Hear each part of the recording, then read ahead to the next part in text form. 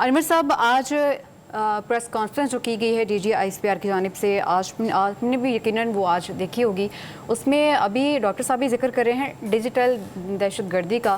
تو آپ کو کیا لگتا ہے کہ مواد کو فلٹر کرنے کی ضرورت ہے جو کہ شیئر کیا جاتا ہے؟ انہوں نے ایک حوالہ بھی دیا کہ دوسرے ممالک میں کوئی بھی ایسی پوسٹ ہوتی ہے جو کہ ریاست کی مخالف ہوتی ہے، اس پر فوراً ایکشن لیا جاتا ہے اور باقاعدہ اس کو نوٹس بھیجا جاتا ہے.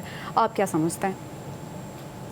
دیکھیے، میرے نزدیک تو یہ پریس کانفرنس وزیر دفاع یا پھر وزیر داخلہ کو کرنی چاہیے تھی، کیونکہ عوام کو اور فوج کو ایک دوسرے کے سامنے لانے کے لیے ایک منظم سازش کی جا رہی ہے. اس سازش کو سمجھنے کی ضرورت ہے اور سیاسی حکومت کا یہ فرض بنتا ہے کہ وہ خود سے اس کا جواب دیتے. خواجہ آصف آتے یا محسن نقوی آتے تو بہتر ہوتا. چلیے، اب پریس کانفرنس ہوئی. ہم بہت پہلے سے کہتے تھے کہ 9 مئی کے واقعات میں انوالو جو لوگ ہیں، جو بھی کارکنان ہیں، جو بھی لوگ ہیں، ان کا اسپیڈی ٹرائل کیا جائے تاکہ یہ ابہام جو ہے ختم ہو کہ ریاست اور اس کے ادارے جو ہے وہ کمزوری دکھا رہے ہیں. پہلے یہ ڈیجیٹل دہشت گردی جو ٹرم ابیوز کی جا رہی ہے، بہت پہلے سے ہم کہہ رہے تھے کہ یہ سیاسی جماعتوں کے خلاف کی جا رہی تھی. اس وقت سیاسی جماعتیں بھی اس کا مؤثر طریقے سے جواب نہ دے سکی، جس کے بعد نتیجہ یہ نکلا کہ یہ ڈیجیٹل دہشت گردی اداروں کی طرف اداروں کا رخ کیا. اور آپ دیکھیے کہ کس طرح فوج کو اور اداروں کو ملائن کیا جا رہا ہے. دیکھیے، اس کو روکنے کے لیے آپ کے پاس، ریاست کے پاس بہت زیادہ ٹولز موجود ہوتے ہیں، لیکن وہ غیر انسانی اور غیر انسانی حقوق کی خلاف ورزیاں آ جاتی ہیں. 100 مسائل سامنے آ جاتے ہیں، انٹرنیشنل آپ پر دباؤ آتا ہے. بہتر یہ ہے کہ جو ڈیجیٹل رائٹس اتھارٹی کا قیام ہے اس پر تمام سٹیک ہولڈر سے بات کیجیے تاکہ جو بھی شخص، کوئی بھی شخص اگر ڈیجیٹل میڈیا پر کوئی الزام لگاتا ہے، پراپیگنڈا کرتا ہے، تو ملک میں ایسا قانون ہو کہ جو اس کو روک سکے. پہلی بات. دوسری بات، اس کا کوئی کرائٹیریا ڈیٹرمن کرنے کی ضرورت ہے کہ ہر شخص جرنلسٹ نہیں ہو سکتا. جس کے پاس یہ موبائل ہے وہ خود سے ہی کوئی خبر پوسٹ کرتا ہے، کوئی تحریر لکھتا ہے اور کوئی فوٹیج پوسٹ کر دیتا ہے. یہ نہیں دیکھا جاتا کہ کیا اس تحریر سے کسی کی تصدیق ہو رہی ہے، کوئی حد تک ہو رہی ہے، کوئی الزامات صحیح بھی ہیں یا نہیں.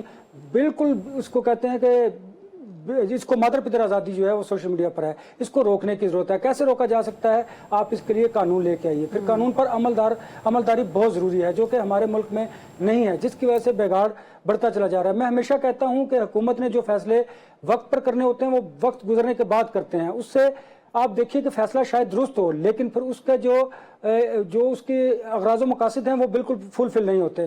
پھر لوگ اور کارکنان، سیاسی جماعتیں اپنے تئیں اس پر کوشش کرتی ہیں کہ اس کو سیاست کی بھینٹ چرا دیں، اس کو متنازع کر دیا جائے. لہٰذا وقت پر کیے گئے فیصلے اگر اب بھی کیے گئے ہوتے تو یہ حالات نہ ہوتے. آپریشن کی جو بات کی جا رہی ہے، آپریشن عزم استحکام کی، دیکھیے آپریشن تو ہمیں بہت پہلے سے پتا تھا کہ جو انٹیلیجنس بیسڈ آپریشن ہے وہ جاری ہیں.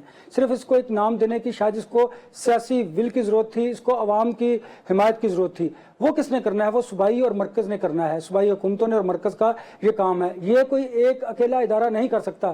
بہت ساری ایسی انٹیلیجنس اطلاعات ہیں جس کی وجہ سے پاکستان کے مختلف شہروں میں دہشت گردی کے واقعات ہونے تھے، ان کو روکا گیا.